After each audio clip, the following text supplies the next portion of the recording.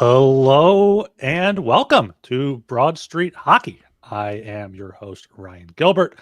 Joining me on this evening is Steve Jaco, also from Broad Street Hockey, and a very special guest. You know him from Flyers Daily Podcast. You know him from the Flyers pregame, postgame shows. One of the voices of the Flyers, I think, is fair enough to say here. Jason Myrtetus is joining us. Jason, how are we doing this evening? Doing good. How you guys doing? We're winding down the season. It's crazy. 10 games left. Yeah, doing a lot better than the goalies were for the Flyers this weekend in Dallas and Chicago. The end can't come soon enough. Like, this is such a slow march to the end of the season right now. I hate the offseason, though. I hear you. I love hockey. I love the first round of the playoffs. To me, that's like the top number one. Let's do your Mount Rushmore of great sports days of the year. Round one of the playoffs in the NHL is bananas, right? Because every team is just going crazy. And every year that the Flyers aren't in, I'm pissed off because they're not in it. Like the whole thing with like the weather breaking and tailgating and block parties. Like we remember that for years, and to not be a part of it and seeing other cities go have it, it sucks. And then a long countdown begins to another season because I hate summer. I hear you. I love hoodie season. I'm not ready to let go of it. Yeah. I was walking to the game last Saturday, and it was like kind of nice. I'm like, all right, this is like what playoff hockey should be. Walking in, like you get some nice weather in the air, but no, it's it's just that was a 5-0 loss. Like and we took it granted for years, right? It wasn't a question if they were going to be in the playoffs. That was the answer. That was affirmative. It was a question of, are they going to be healthy and playing their best hockey, or did they peak in January or February, right? Like we've seen so many times. So it was either there was going to be at least a first round, and maybe if they got past the first round, then you could go on some kind of run to a conference final or a final. But those days have been few and far between. We haven't had a home playoff series in Philadelphia since 2018 because the bubble year was in the bubble. Yeah. That's bananas. It's so wild to think about. And also, like, we have some younger fans on Broad Street Hockey writing for us and podcasting for us that have only followed the team for a few years now. And I'm always like, how are you this dedicated without having experienced a proper Flyers playoff run? Because, I'm in my early 40s. Like, I just grew up with these great teams growing up, and they were perennial contenders. And like, it really takes some dedication to watch this team every night and have them, never had those memories. Yeah. People of your vintage and my vintage, I'm going to be 52 on Sunday, or 53, excuse me. Oh shit. Sneaks up on Sunday. And, like having good teams and marquee players was never an issue. Like you go, how did you fall in love with the Flyers? Well, how could you not if you lived here, right? What was not to like about them? They had an owner that wanted to win as much as everybody sitting in every seat. And when there was a shiny toy out there, they went out and got it. And, they were a team. I mean, I don't remember the cup years because I'm 3 and 4 years old, 5 years old then. But I remember 80, and they went to the cup final in 76 as well and lost to Montreal, who ended up winning, 3 straight cups. And then the Islanders won 4 straight cups from 80 to 83. And then they lose to Edmonton in 85 and 87, who won 5 cups in 7 years, or 4 cups in 6 years. And then you lose in 97 to the Detroit team that won 3 cups in 5 years. And then you go in 2010 and you lose. It's their first, Chicago's, of 3 cups in 6 years. So every time they got into the finals, it was like against a dynasty. It's crazy. Yeah, I was 5 in that 97 year, so that I barely remember that. And there's this big thing. There's this new thing called the salary cap that the Flyers really haven't been able to figure out in the past 20 years. Because 2010 made a great run, but had to come back from down 3-0 to Boston. Their last home playoff series win was 2012, because they lost first round in 2014, 2016, 2018, and haven't made it back since, besides the bubble. So it's been a lot of rebuilding, and it's why you can understand some of the frustration from especially these older fans that we're used to being in the playoffs every year. And even the casual fans that would just pick it up in March, be like, all right, how are we looking? What are we doing? Who are we going to be playing in the first round? And now it's like, all right, well, we're playing it out. Who are we going to be drafting with our 5th overall pick? Who could we trade this offseason?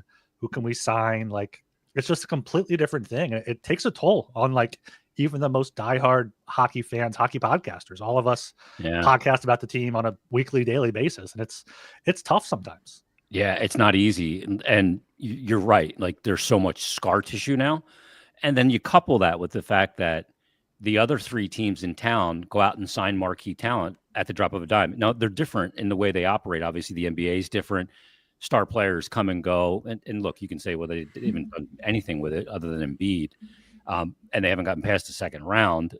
But, they go out and they sign Paul George, or they traded for Jimmy Butler, or, they had these marquee pieces, and the Phillies went out and got Bryce Harper and pieces. And then the Eagles, Howie Roseman goes out and gets every best player he can every year. And he's a great GM because of it. All the leagues are different. You can't really do that in the NHL. But being, the 4-for-4 sports fans in Philadelphia, or the supposed 4-for-4s, it's hard to, when you stack them up side by side, and you're used to pre-salary cap, whenever the shiny toy was out there, they went and got it. Look, the Flyers could field a team of right player, wrong time, like you wouldn't believe. Whether it's Dale Hawerchuk, Tony Amonte, I wouldn't put Jeremy Roenick in that, but maybe Paul Coffey goes into that. Forsberg, Carol Sittler, or LeCavier more recently. Totally, yeah. Right player, wrong time in his career. Look at exactly. Look at Forsberg's numbers though as a Flyer. Even though he couldn't get his foot into a skate, his numbers were still ridiculous. Yeah. He was unbelievable. So, and so that's all part of the scar tissue.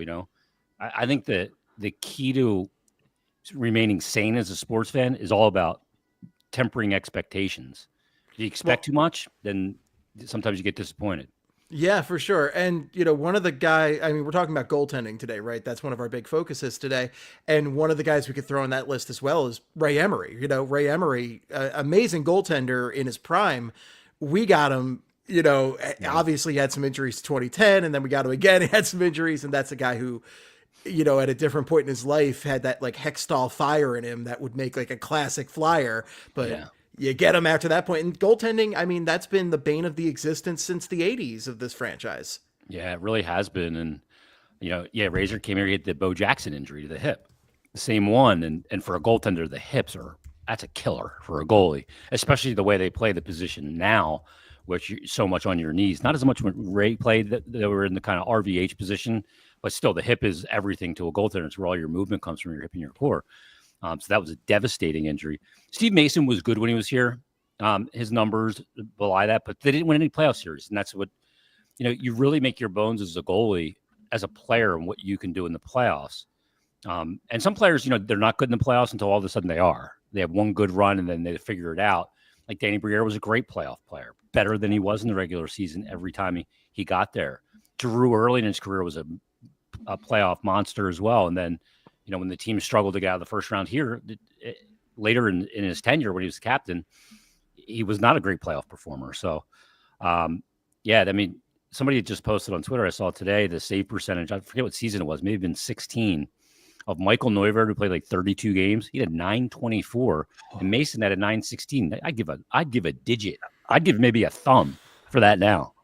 I'd give a lot for a 900 save percentage. That's average now.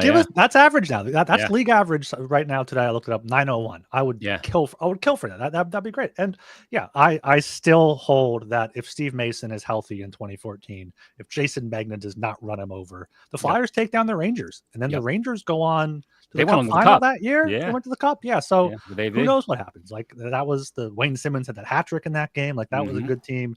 And then Steve Mason left off the quarter century team because you mentioned Steve Mason. People think about that goal in the playoffs against the Capitals and not him being the best. Yeah, him being the best Flyers goalie in the modern era. Like I don't know who you could say has been better for more than a year or two. Well, what's modern era? You say since like 2000? Since like the lockout. Yeah, since like 04, 05. Yeah, he's got the best numbers for sure. Yeah. Since post lockout, Bush had an incredible rookie year. Didn't follow it up as much, and they've had some spurts. Like Esh, Biron, like guys like that. Yeah, but I wouldn't put them above what Mason did for 3.5 years when he was here. The numbers don't belie that as well. So, I would say. I think Hart was on his way to that, but he was playing behind a bad team, so his raw numbers weren't great. And believe me, he knew it. Like he wanted to get to the playoffs. He knows goalies get paid on raw numbers, wins, and getting into the playoffs and being good. So when I talked to him in training camp before, not this season, the season prior started. I was talking to him about some gear, and I said, "Well, you went with the all white pads?" He's like, "I didn't know if I was going to be here," because I think he was kind of asking out, like he wanted to be on a playoff team. He wasn't going to, be down for a long, rebuild. He wasn't going to sign for that because of how goaltending gets weighted when you're not a playoff goaltender, because you don't get paid. And these guys only have one career. I mean, look at Carey Price, right? Like Carey Price got that big contract based off of, some of his amazing playoff performances. And he had the numbers, right? Like Carey Price had the numbers, and he got a contract that I think Montreal regrets now. But at the time they were like, it's Carey Price. We have to sign him to that. Yeah, you had no choice to sign him to that deal. And obviously he broke down later in his career, but I mean, they don't go to the Cup final in the bubble without him. I mean, he was insane in a year where nobody had them, going through. No. He was an incredible goaltender. There's probably the guy that had the most effect on a shooter before he shot than any goaltender since the lockout. I think he would be in shooters' heads. You see so many shots wide because they thought they had to be so perfect to score on him, which he probably did. He was so efficient in the way he moved, played the puck incredibly well, was just the chillest guy. One of the nicest dudes in the world too, by the way. Is that right? Yeah, he was just a really good guy. He does so much like charity for kids and people that are sick and stuff. So all the respect in the world to him. And he was a great goalie. I loved watching him. Yeah, I forgot that there was even like talk of Carter Hart potentially being traded that summer before everything came down with him. And going into that year, Sam Ersson was the backup, maybe not even a 1B. He was kind of thrust into that role, 1B, 1A. You're in the backup in camp. Yeah, year. It was him or Felix Sandstrom, right? Oh, remember Felix Sandstrom? What people thought he could be too, but yeah, it was like Hart's the starter, and Ersson's a backup. It wasn't like a 1A, 1B, which seems to be the way the league is kind of going right now, and the Flyers definitely need to go. And I think that's one of the big questions I have, and a lot of people have about this Flyers goaltending is like, can Sam Ersson be a 1A? I feel like he's ideally a 1B. We've seen those stretches of play last year from like November to February where he was on par with Hellebuck. We've seen him have good stretches this year, but the injuries are tough. And like, I don't know. It's also tough, like you said, to evaluate goalies playing behind bad teams. Yeah, I mean, to measure goaltending on just raw numbers is really difficult because all teams are not created equal. What's in front of them. Like Kevin Woodley, my buddy from In Goal Magazine, and covers the Canucks out in Vancouver for NHL.com, always says goaltending does not happen in a vacuum. You are a victim of your circumstance and what's around you. And I always point back to the two goalies that were playing in New York for the Islanders in Doug Waite's last year. It was Greiss and Halak. And they gave up the most goals in the league that year. And they were, these goalies stink. They can't stop a beach ball. They fired Doug Weight. They hired Barry Trotz. They came back the next year. They shaved 102 goals off year to year and gave up the least and won the Jennings Trophy. Same two goalies, basically the same exact team, minus Tavares, mind you. And they won the Jennings because Barry Trotz's system and environment for the goaltenders was so much more predictable for them that they had a better environment. They saw less high danger chances off the rush because Trotz's system didn't allow for that, where Doug Waite's did. So that tells you kind of how much environment matters. I remember Robin Lehner said too, his save percentage was down from, I forget when he went from Buffalo maybe to Vegas, and he said, to Chicago, and he said he's playing way better in Chicago even though his numbers were lower but he's facing way more high danger chances. He's like, I've been way better even though the save percentage and goals against average was lower. I'm forever mad at the entire NHL for letting the Islanders get Barry Trotz. That was painful for a few years there. Now the Predators are going, what is he doing as a GM? Can he just be the coach, right? People were lauding him in the offseason. I didn't see it. It's not looking good right now. No. Yeah, this is a conversation for a different night, but I wonder if that potentially changes how the Flyers view Torts going to the front office, if that's still a plan, like seeing a great coach like Trotz go to the front office and not do so great. I mean, they're playing better now. They could have a better runway, but the Predators. Torts going into a front office role here wouldn't be a decision-making role. It'd be an advisory role at this point in his career. Mm-hmm. He has no, delusions of being the GM. You have the GM, you have the president. I think he'd be, like a senior advisor if that were the case. If they decided to do that. And I think a lot of that would depend on who the replacement was too, for him to hand the baton to. If Mike Sullivan's available and that's who they went with, then that's an easy transition, I think, for Torts. Mike Sullivan, that'd be a no-brainer. Oh yeah, that's a dream there. Getting Sullivan in. Well, I mean, he's going to be fired, right? I mean, Pittsburgh's. They got to move on somewhere, somehow, some way. Oh, you'd hate to see it. You just hate to see it all just dissolved like that. I mean, Dubas didn't hire him, so want to get his guy in there, whoever that might be. That's always a big factor with a newer GM is you want to get your guy in there and really establish your trademark as, the guy running the team right there. Yeah. Now, I just wanted to backtrack a little bit. You were talking about Trotz's system when he went into the Islanders and everything. And Torts has a very interesting system that he's running in Philadelphia right now. High emphasis on shot blocking. You see the shot blocking totals. You see Nick Seeler getting banged up every game. And how much of an effect do you think that system has on the current goaltending state of the Philadelphia Flyers? Shot blocking, controversial subject in goaltending circles, because it can be your greatest bailout button or it can be your worst enemy. We saw it in the last game, as a matter of fact. We saw it twice. We saw when Jamie Drysdale scored a hit off of an opposition defender, changes his trajectory. And then there was a Flyers goal against that. Nick Seeler got a stick on, and it ended up beating Fedotov high blocker when it was a shot that was ticketed for low blocker. When that changed its direction, it was the Bedard goal. You have no chance to catch up to it. So shot blocking is great when they get all of it.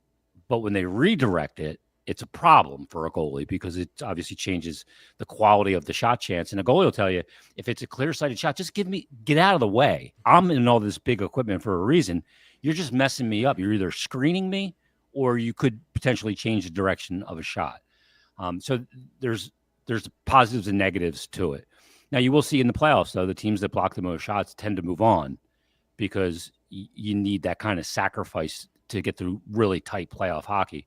I think the benefits of it outweigh the negatives if the team does it properly. Like I saw Michkov try to block a shot on that 3-on-2 chance, and I'm going, I love where he was. I love how he positioned himself in the play, but he's got to learn how to block a shot. Do not turn to the side or your back. You don't have padding back there with Holmes. Shin pads forward to block a shot. Because I don't want to see him breaking a calf bone or something like that. Trying to block a shot like that. But it is one of those things for a goalie where you appreciate it when it works out, but when it doesn't, you're like, Jesus Christ, just get out of the way and let me get it. Of all the people, we don't want anything happen. No, definitely not. Yeah. I remember that being a big thing for Briz, not wanting to see shots. I think it was when he went to, or coming from Phoenix or Arizona or whatever they were then. He wanted to not have the shots blocked and get out of my way. Yeah, I forgot if it was Kolosov or Fedotov or potentially both of them. Do you think that's something that they can learn with Torts' system, or are they even NHL goalies? I don't even know if they're worth talking about at this point. All good questions. I think the biggest thing those two have struggled with is traffic, and finding eyes on puck around traffic at release points. We've seen several times this year in the NHL. They throw you so many screens and layered screens. This is the big thing. And the more you can layer a screen with both your players and the opposition defender makes it even more difficult for players to look around screens. And look, there's elements of shot blocking, especially where the goaltender will say, if it's on the right side, my right side of the ice, my blocker side, I want you trying to block that shot to the middle of the ice, to my left. I want the lane to be able to see the puck on the short side because the shortest distance for the puck to go to the back of the net is on the short side. Plus, there's more traffic in the middle of the ice. Now I can cheat a little bit on the short side because there's so much traffic for the puck to get through on the long side. And if they miss it, it's a rim and out, right? So you want to have that communication between your goaltenders, your defensemen, and your system from that standpoint. But yeah, those two players have struggled a ton with dealing with traffic. And I'll go back to another Islander goaltender. When Varlamov went back during the shortened season and played over in Russia, he said this was already a seasoned NHL goalie that went back and played over in the KHL and then came back again. He said it took him a half a season to get used to the traffic in the NHL again. Because over there, they just don't have it. Guys don't crowd the net. The rink's bigger. They're more spread out. They dilly-dally around like ice capades. And in the NHL, they can get the puck to the net at any time in the offensive zone. We've seen the concentration issue with both of those goaltenders not being ready for a chance against because they're on the outside. They didn't feel threatened. In the NHL, you're threatened there too. And then also dealing with traffic and how you look around it. Seen Fedotov at times, look over it. He's a giant. I get it.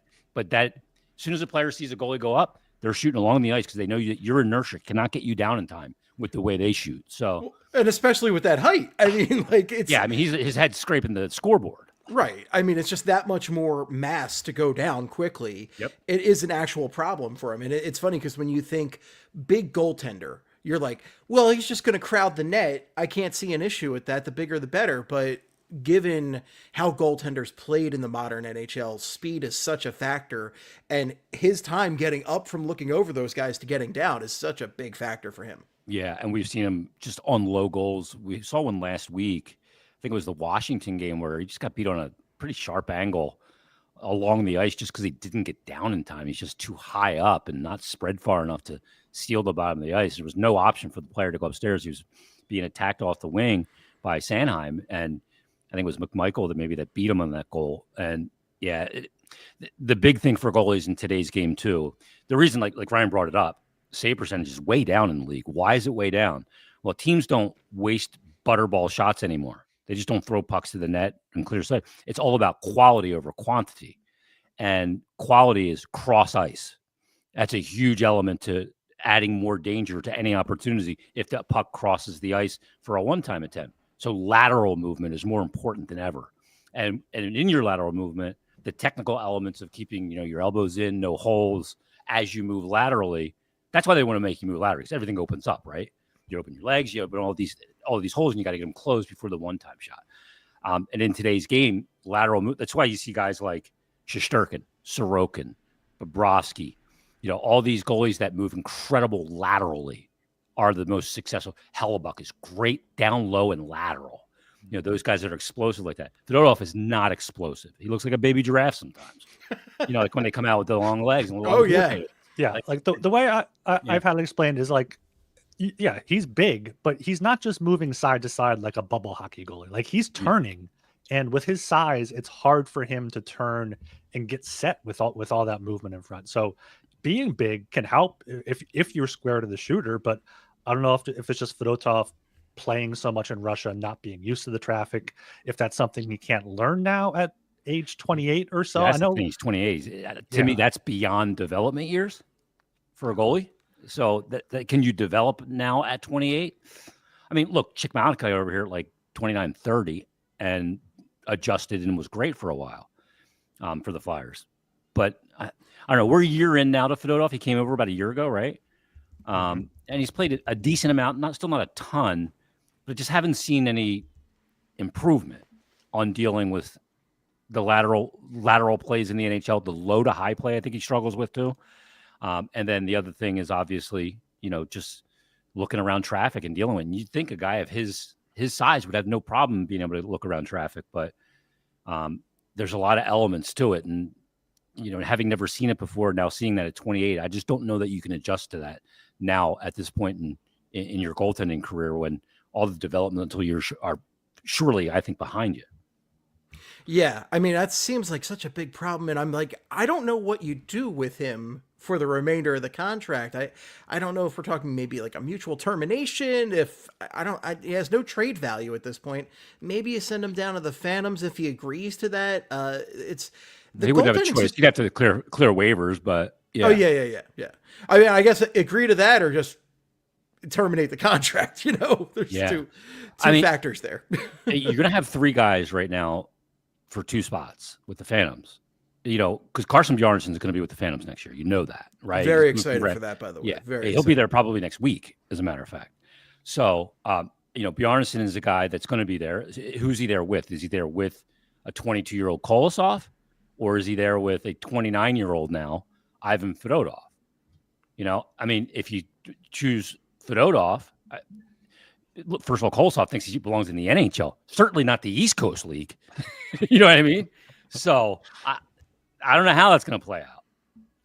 Yeah, and at this point, just knowing what you know about the Flyers and the situation, do you think there's any chance they try to get a more experienced guy to go with Ersson next season? I think so. I think they will. And I'm just like kind of reading between the lines of what they've said. They said they want to move this thing forward next year. Then if that's the case, you can't go into next year with the same tandem. You can't.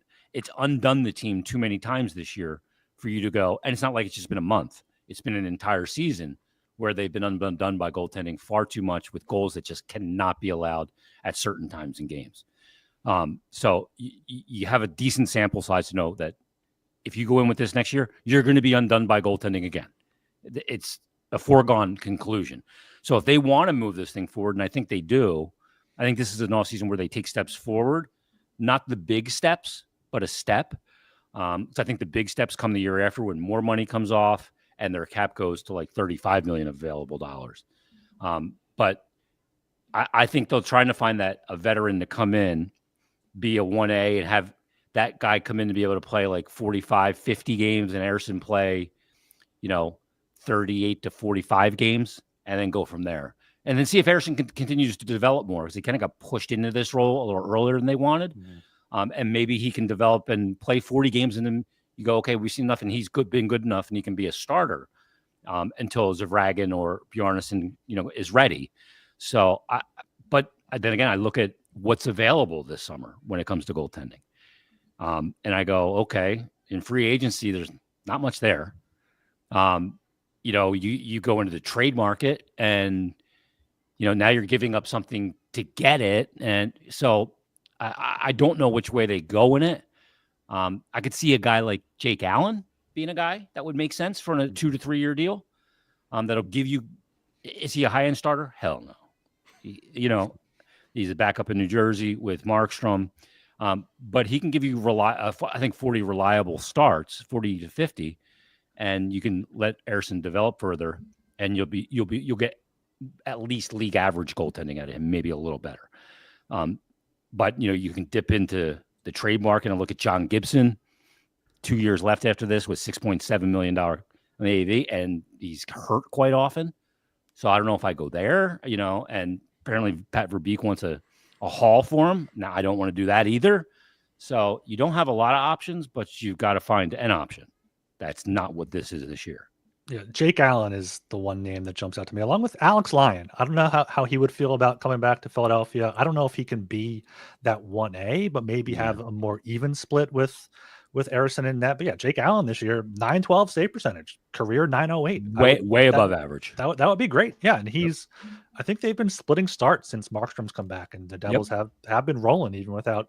And why are they splitting him? Because he's been good. Yeah, yeah, exactly. It's easy to split when he's been good. Yeah, so I mean, Alex Lyon is a guy I'm very tight with. I don't think he'd have a problem coming back here at all. He loved it here. Great guy. But the question is he a guy that you can rely on for that kind of volume? Is the one thing that they would worry about, because he's never done it at that volume. When he's good, man, he's really good, and he's a competitor. And he's a guy that's going to fit into any room.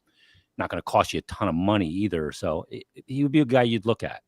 I think if they bring in Lyon, that's showing that they have some faith in Ersson, that he can be the 1A, and then Lyon can be the 1B. And then if they have to call up Fedotov or Kolosov or what have you, they might be able to do that. Yeah. It's definitely not a bad option. It is an option too. And he didn't leave here with any bad blood or anything like that. I'd love to have him back, because we tend to correspond quite often, not about hockey, but music and stuff like that. But he's a really good guy. I really enjoyed. I really got to know him during the lockout, and he would come on the podcast all the time, and we didn't have anything to talk about, so we just talk about whatever. And great dude. So he'd be a guy I'd be in favor of. It's a good call. Yeah, I remember he had some vlogs during the bubble that I enjoyed watching from the Toronto hotel. Those were always enjoyable. So he's smart dude, went to Yale, and super smart guy, and articulates himself extremely well for a goalie, and a real good dude. So yeah, he'd be a good guy to come back as well. He could fill that. I think he could fill that role where he's not being relied on to give you 55 starts, but if you're kind of splitting the season and you're riding who's hot at the time, I think it'd be an upgrade to what they had this year in tandem. Yeah, and I think Kolosov's an interesting one. You mentioned Kolosov in there, and he definitely did not look ready when we saw him this year, and he's expressed his, he wants to be at the NHL level right now. At this point, where do you go with Kolosov, especially if he tries to pull what he pulled this season, next season? Because I still don't see him being ready for an NHL job at that point. No, it hasn't been. You see, like when he was with the Flyers, you saw elements of, whoa, he can make spectacular saves. But then you saw also the not ready part, dealing with traffic, making some spectacular saves, but giving up a cookie every game. Just one goal that you can't give up, and in the NHL, you just can't do that. Especially with the Flyers are constructed, they can't outscore their mistakes like that. So I don't know where you go with him. If I'm in management, I have a lack of trust in the player because I'm coming over, then he didn't show up, he missed his flight. Like, what's going on here? Like, I don't have a high volume of trust, and therefore I don't have a high volume of patience, and I certainly don't have it for a guy that feels entitled when everybody knows he's not ready. Mm-hmm. So it's something that I think you got to look at over the summer and your exit meetings with him and conversations with him and his agent. Where are we going here? If you want to develop properly, then you got to show up, and we got to be able to rely on that. If we can't rely on that, we got to move on. If you're going to be unreliable like that, it's entitlement is a huge problem in today's NHL between the USNTDP and the players. There's a lot of entitlement built in there, and players coming over thinking they're ready because they see guys that are much higher talent jump into the league and get paid a lot of money real early. That's not for everybody. Not everybody meets that, that mean to be able to do that. Austin Matthews, yeah, he did. He should have got paid at 22, monster contract. And there's players like that do, but that's not for everybody. You got to prove it first, and he hasn't. So I don't know where they go with him, but to me, I'd be tenuous about it. I do feel like Kolosov maybe could be a trade piece. I was pushing for putting him in a package for Askarov from Nashville over the summer when that was a thing. Like, I wouldn't mind putting him in a trade for somebody, but like you said, like Gibson, they want to haul for him. Like, someone mentioned Demko a little bit ago. I'm not sure if he's worth getting. He's injured a lot, and like he's going to come back, I think, tonight though. Yeah. But he's been hurt a ton. Yeah. So that's something I could see them doing, flipping Kolosov. Well, Gills, just work it into the Pedersen package. Come on. Oh, the Pedersen package. The Demko Pedersen package. It's very realistic and going to happen. And just throw Quinn Hughes in too. Yeah. While you're at it, did you see the play Quinn Hughes made this weekend where he set the record this season for the fastest skating up the right side? Like, dude, that was ridiculous. I watched it like 30 times. I'm like, this is being sped up. You are messing with me. There's no way he's skating that fast. He was flying down the right side of the ice. It was like watching a video game on fast forward. I couldn't believe what I was seeing. He's ridiculous. The entire family. Like, is there a hidden Hughes that we can just find? And do we have the child Hughes? We would get the bad one. We would get the Matthew Strom. You have wrong Hughes. We would get the what? The Strom that can't skate. We got the good Lindros and the good Primo. We might get the good Desnoyers. We have the bad one now. Yeah. Got to get them all. Like 2 years ago, he looked like he was like on a path too. Yeah, he did. Like 23 goals in his first pro season, and then he's just gone sideways. Yeah, I mean, the Phantoms I feel like in general have gone sideways since, I don't even know when the last time they had a good year was. I mean, hopefully they're better next year, but like. They won a round last year. They beat Wilkes-Barre Scranton in the first round, the best of three, and then they got swept up by the 33rd best team in the planet, and the Hershey Bears. I think would be the 33rd NHL team right now. They went on to win, but they got beat up by the Bears pretty good, but they're going to make the playoffs this year. With some of these pieces coming over, I'm really intrigued.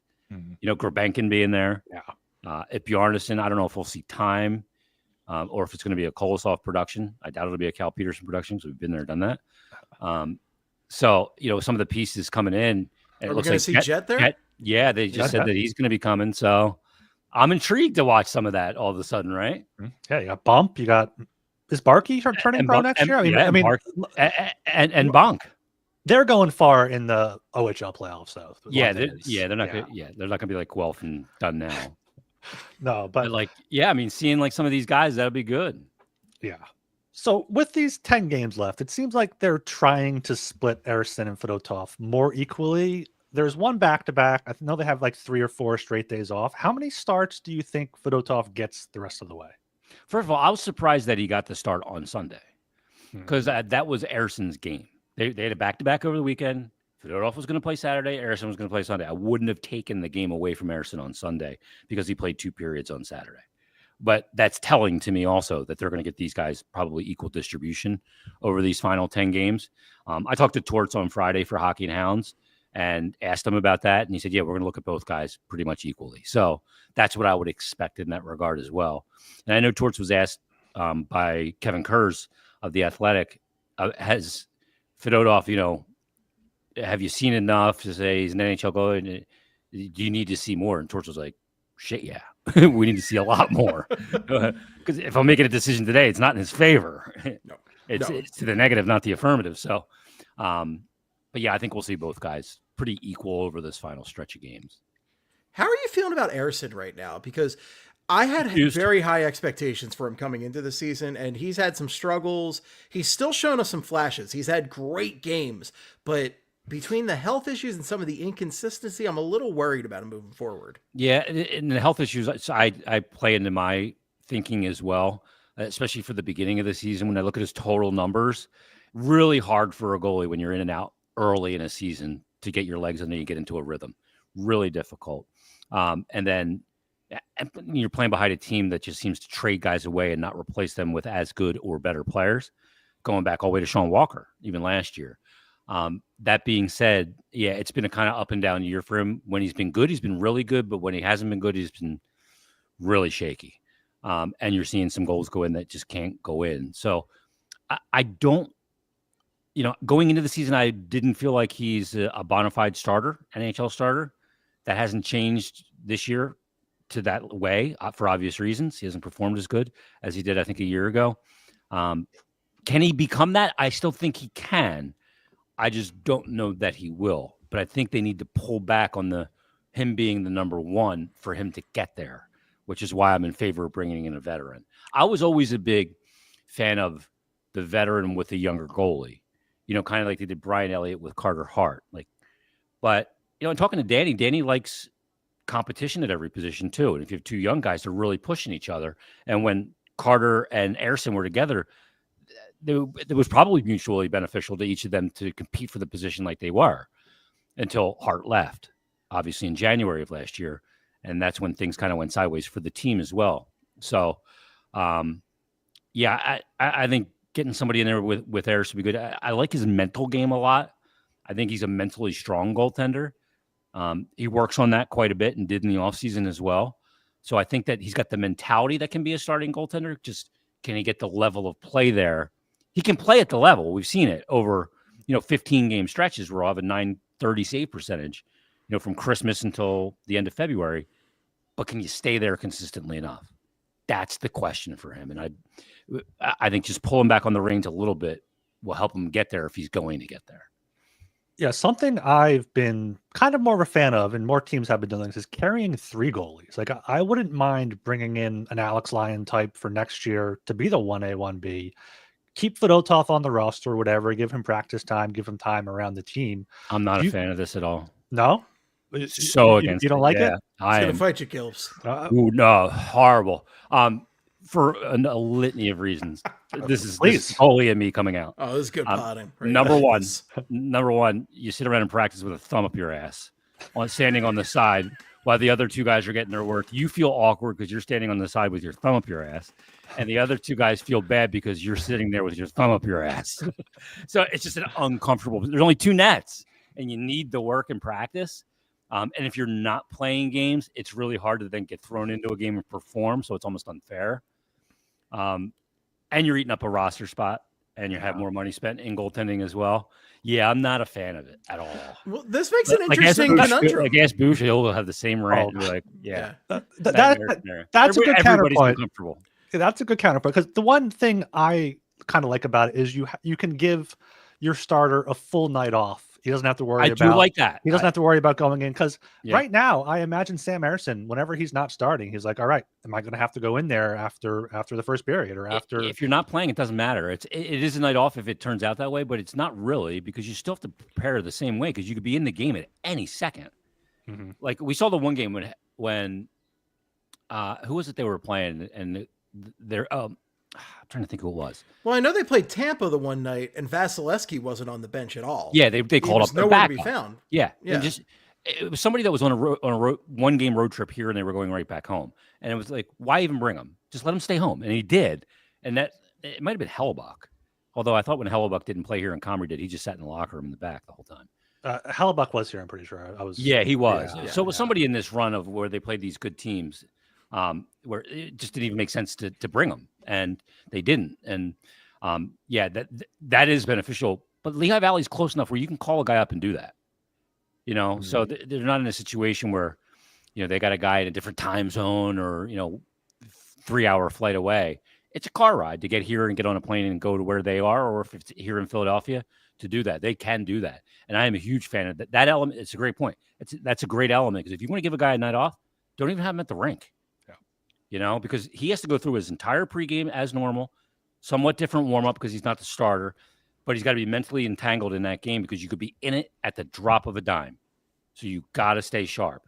And that's a difficult situation to come from being on the bench for a period, 2 periods, whatever it is, to jumping in the game, especially when you're here. You got to really be on it because you never know when the other guy's going to stink and get pulled, So, yeah, night off is not a night off unless you're home and the team's playing. Exactly there. So with Fedotov, do you think there's some sort of handshake deal why they didn't want to send him to the AHL this year? Are they worried about losing him? I don't think they're worried about that. Is that going to be an issue next year? The team's claiming him at that contract dollar. Doesn't make any sense, right? Maybe there was some kind of handshake deal. Look, I have no proof of this, but I think there was part of the reason he's here and got the deal he got this year had to do with Michkov in some way, shape, or form. And not from the organization side where we want a guy he can speak Russian to. I think more from he's coming over. If Michkov's coming early, we need this piece of bread buttered as well for a 2-year deal. So I think you want to call it a freight charge or a tax. I would call it that. You know what I mean? I think that's what seems to make sense to me, that he comes over as part of that deal.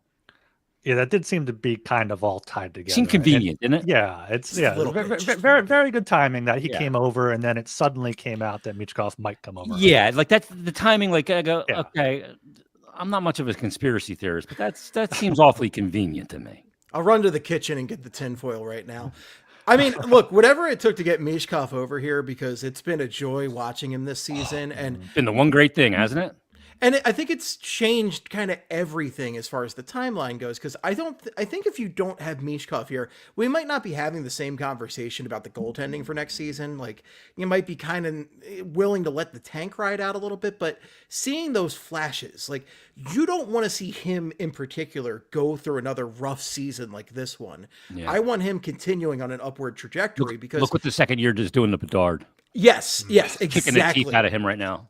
Exactly. So I think you need to keep and this guy is such a competitor. He wants to keep winning, and you want to encourage that in him. Yeah. And look, the longer you accept losing, the harder the stain is to wash out of the shirt of accepting it. And I think it's really dangerous. I think they're at a tipping point now, with veteran players too. Again, these guys get one career where it's okay, I signed on for this rebuild, but we can't be in perpetuity here like some other teams are doing and walking on the standings treadmill, like Buffalo, who has all these good players, but they play hockey but never move forward, in the standings. So I think you got to start moving forward this offseason, and I think that's critical for Michkov too, because he's an absolute competitor. He's got a lot of dog in him, man. Oh, he's got a lot of dog. I love it. Dog in the bone, rabid dog on a bone. Yeah. He'll get in there and challenge bigger guys, and I just get the sense he's a winner. And the other thing too about him, when the spotlight's the brightest, I think he's going to be his best. He doesn't shy away from any of that shit at all. He's had great games against Ovechkin, great games against the Penguins. He gets up for those games. He likes showing off. Yeah. He does the little hand thing. Yeah. It's great. Showman in him, right? And to me, he's just got one of those guys that's got the magic dust. And it's going to be, to me, I've called him the double butt player. He's the guy that puts butts in the seats and lifts your butt out of the seat. You know what I mean? He's worth the price of admission, and when you get in your seat, he's going to get you out of it a few times. You'll be like, "What?" I mean, he's ridiculous. He's Kucherov to me. Like to me, they play the game so similarly. I like that, the double butt player. It's like the opposite of the toilet seat player. Like yeah. But and fans want to say, like, all right, just run it back with Ersson and Fedotov. Who cares about the goaltending? But like you said, that's not fair to Michkov. That's not fair to a guy like Konechny, who signed an extension early. Probably could have got more money now. Yeah, exactly. Like, so that's why I do think it's a huge offseason. Pressure is on Briere to go out, get a not even a 1C, a 2C. Get a veteran, winger, get a veteran goalie, get this team back on the playoff bubble. Like that's all you need. One thing I've talked about a ton is, and I talked about expectations earlier, like get your expectations in order this offseason. You're not going to go out this offseason and get a 1C because who's available? Like the team's probably not going to trade a 1C to you unless you massively overpay. Number one, and that player, a 1C, probably has protection. So he's not ready to come to this situation yet until you're more in position to really look like a team that's on the rise. And then look at the free agents that are available at the center position. I mean, the two best free agents, Brock Nelson, he's 34. Like, don't get the best available player. Get the best player when he's available. That's the key. That's the difference between a playoff team and a cup contender, is waiting for that. And Keith Jones has said it to me on podcasts and off the air, and said it on other interviews that he's done, not talking about the best available player, but getting the best player. So, don't expect them to go out there and get this 1C this year because they need it. And don't just go out and pay some guy that is available to be your 1C because you need it. You got this where you got this is now you got to be really careful, because now you're binding yourself to guys. Yeah. Evaluating and shipping guys out is one thing, but now the build process has to be done extremely carefully, because there is no amnesty buyouts. You marry these guys, you married to them, and no other GM's going to call you up and bail you out of divorce court. They're looking to bury you even further. So we're already seeing that with Sean Couturier, who we all love. Sean Couturier, he's a fantastic flyer, and what a great hockey mind he has. But his body, he's kind of, he's broken down. He's had some rough injuries, and he's not the player he once was. And he's got a huge contract and a very long contract. And it's great when you see play like you've seen out of him over some of the past few games, like not, as much as you want to see it, but you see flashes of the old Coots sometimes. Because he thinks the game so well.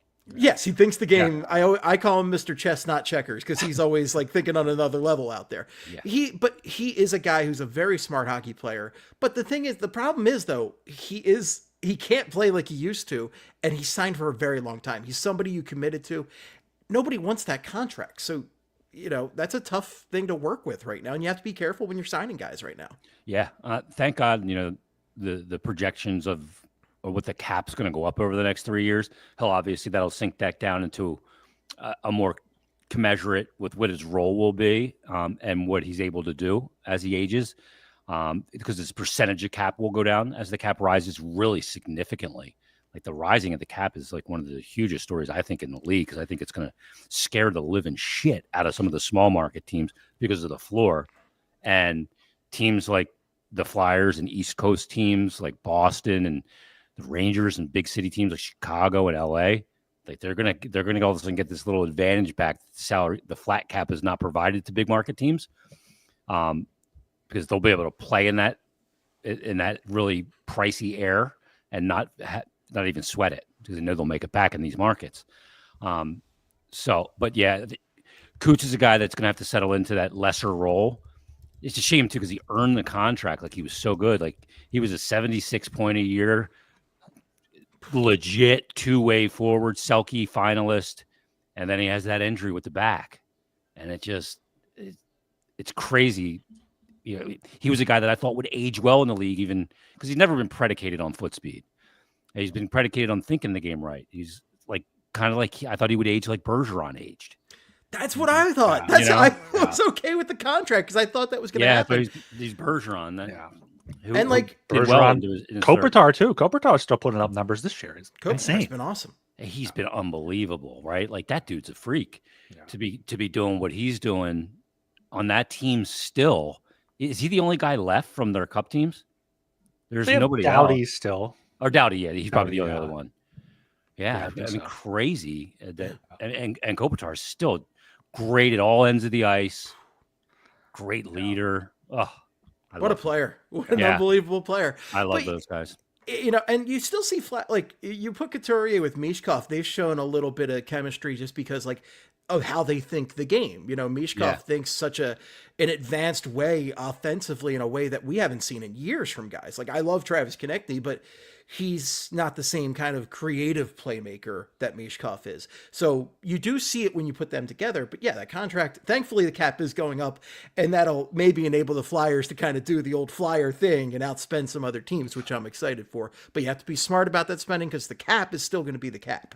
Yeah, but it also allows you maybe to help some teams get to the floor with deals that aren't where it helps them get to the floor because the cap hit is higher than the cash owed.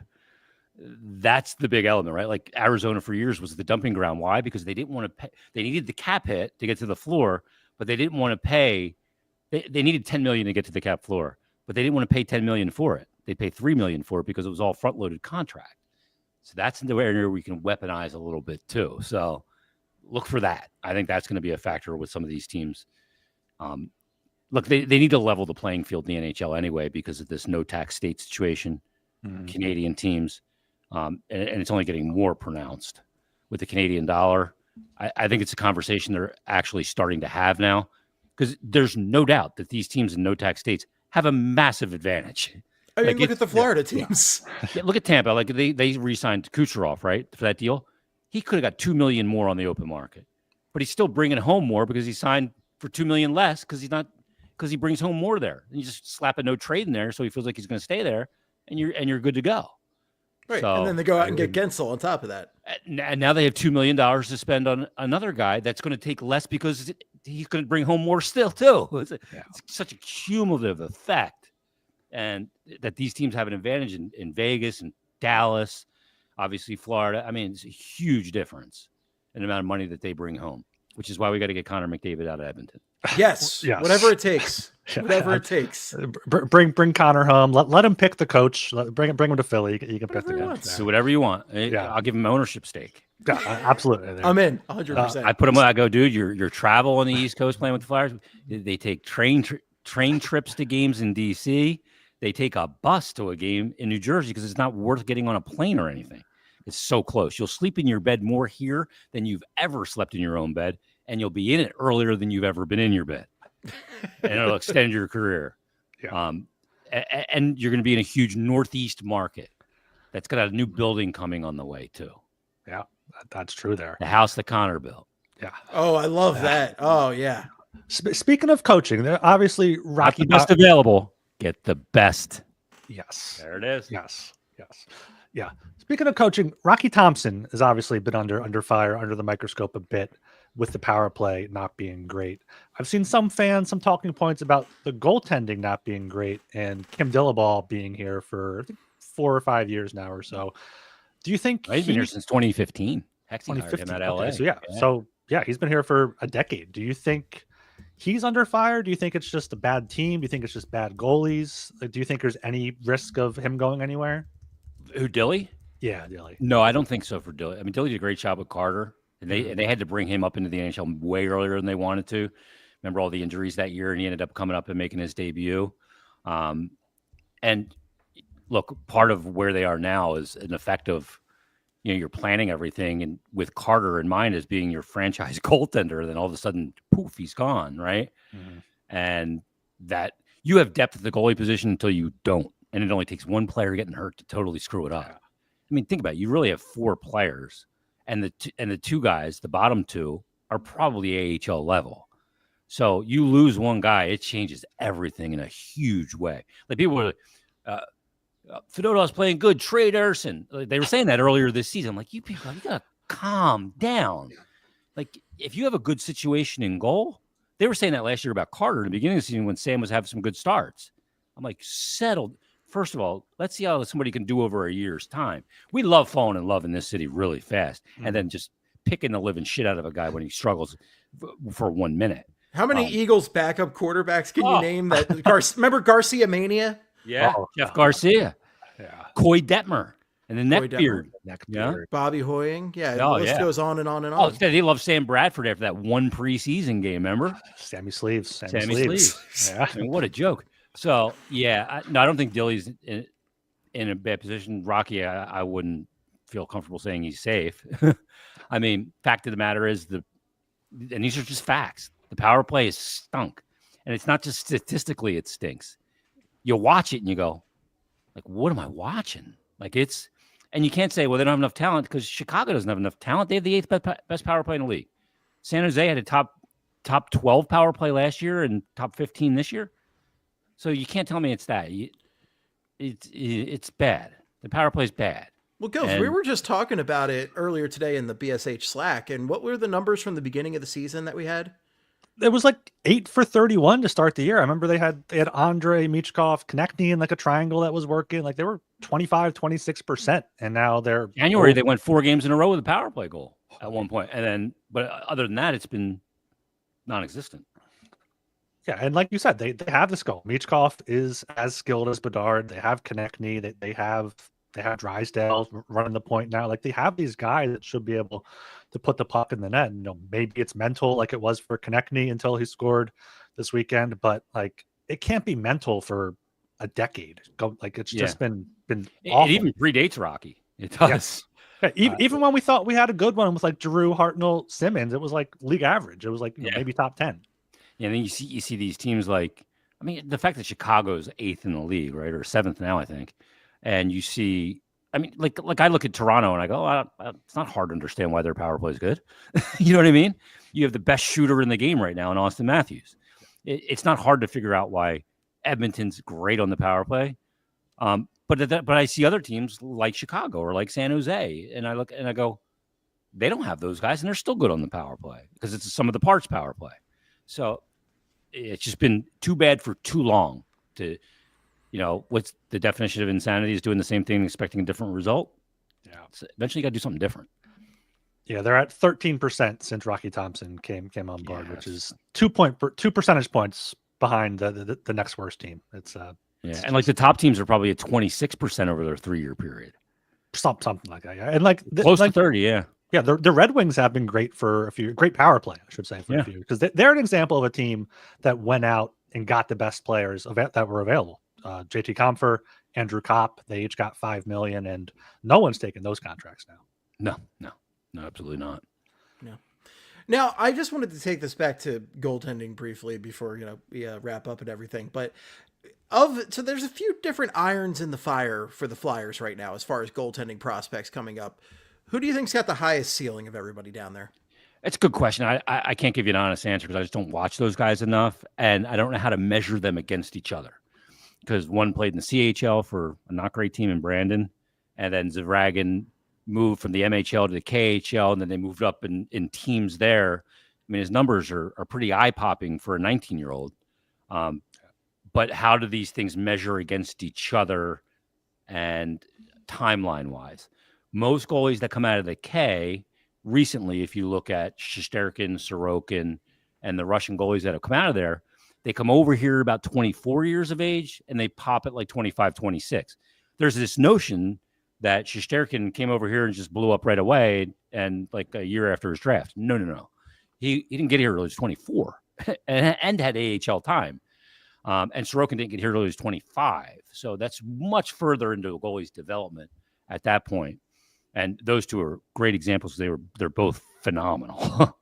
And then Canadian CHL just not producing as many high-end goalies as they used to. So where do these guys fit in? I just don't know. I don't know how to measure them yet until they both get into the pro game, and we can kind of side-by-side comparison. They're both really well thought-of prospects. Both have good size, move very well. Bjarnason from his draft year to this year, like, and speaking with him a lot this summer and watching him this summer, like looked like a kid when the year he got drafted and looked like a man when he came back. Like totally different body.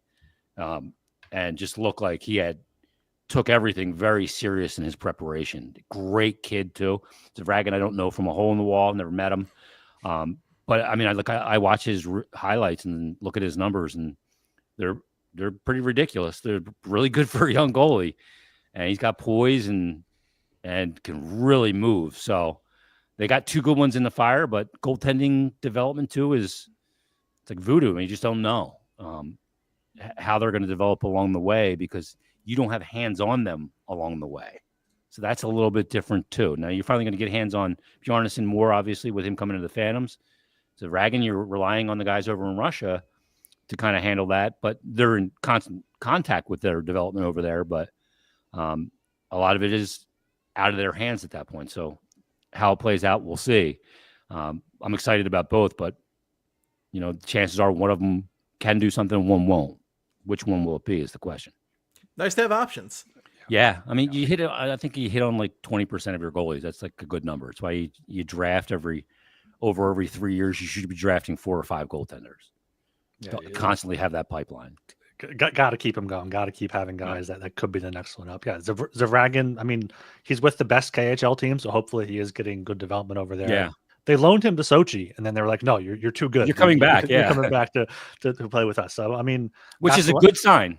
It's a great sign. Yeah, and Vasilevsky is kind of that one outlier where the Russian goalie came over age 20, age 21, and just dominated right away. But he did sit behind Bishop for a bit. He was behind Ben Bishop for a little while before they traded Bishop to Dallas. Yeah. But yeah, Vasi's a freak, right? I mean, he's going to Hall of Fame. Like his numbers just in closeout games in the playoffs would put him in the Hall of Fame. Like you weren't going to win the game against him. You probably weren't going to score. He was that disgusting, right? Like, I mean, shutouts so many times in closeout games in the playoffs, like unbelievable. Yeah. Flyers just need to bring in Ben Bishop and have him work with Fedotov all summer long. Somebody hit me over recently and said, you got to get the tall goalie coach in here about Sean Burke.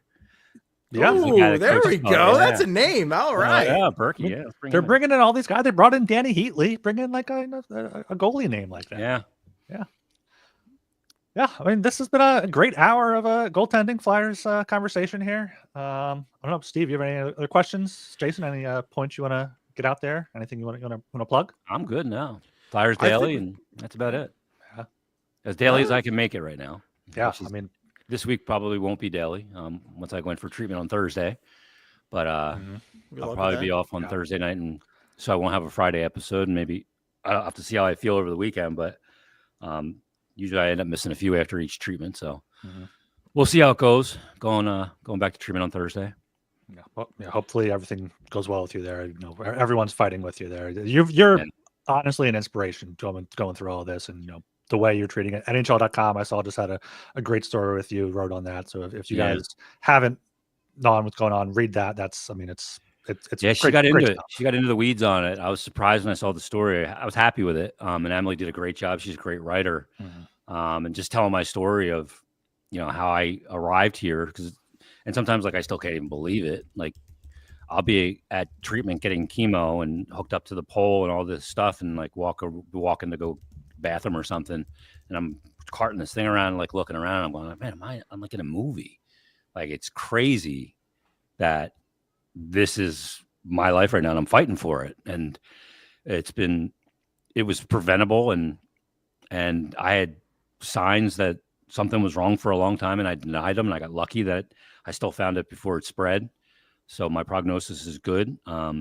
Provided the treatments do work. And I think they are, because a lot of my symptoms are gone of pre-treatment, that are things that I was dealing with and why I wasn't feeling well. Now I just don't feel well from the chemo, which is a whole nother story. So, but we're battling. We're going to battle every day, and some days are going to suck. And after treatment on Thursdays, the next 5 or 7 days are going to suck, and I know that going in. I don't want to go, but I know I have to. So, if you want to read the story, you can kind of get in the weeds on it. It's on NHL.com, and I appreciate it. And the hockey community has been phenomenal for me. Picking me up and giving me strength when I need it, and people I know, people I don't know in the community. It's been awesome and very humbling. So we're going to keep battling. Yeah, definitely. It's been great to hear you be so open about it, so transparent about everything. Because that's great to see, and it's great to see you doing better. Hopefully, everything stays along that route for you. Yeah, I decided to be transparent about it because I knew I could help people, but selfishly, I knew people could help me. So I'm a big strength in numbers guy. So that's what we got. We got strength in numbers. Yeah, that's the big thing. That's what sports is supposed to do. Bring people together. Hockey brings people together. Absolutely. So that's what we're doing here. Definitely be in our thoughts and prayers there, Jason.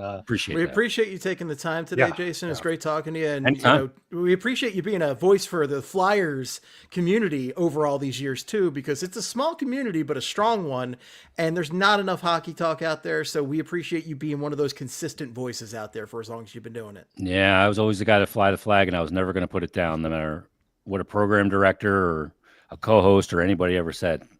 I love the game too much. It's meant too much to my life to not fly the flag. So I'm going to continue to do it. Hell yeah. Sometimes people go, oh, nobody cares right now. Well, I don't give a shit. I care. So, Flyers faithful. And there's a lot of people that care. Yeah, yes. There is. Yeah, sure. This sport has been underrepresented in this city. And to me, it's the greatest sport in the world. So damn right. Well, we'd love to talk to you about the draft sometime before, that comes up. So I'm always around. Back on. That'd be fantastic. Yeah, no doubt. Definitely. Boys, thanks. All right. No, thank you, Jason, for joining us. Jason. And until next time, everyone, thanks for listening.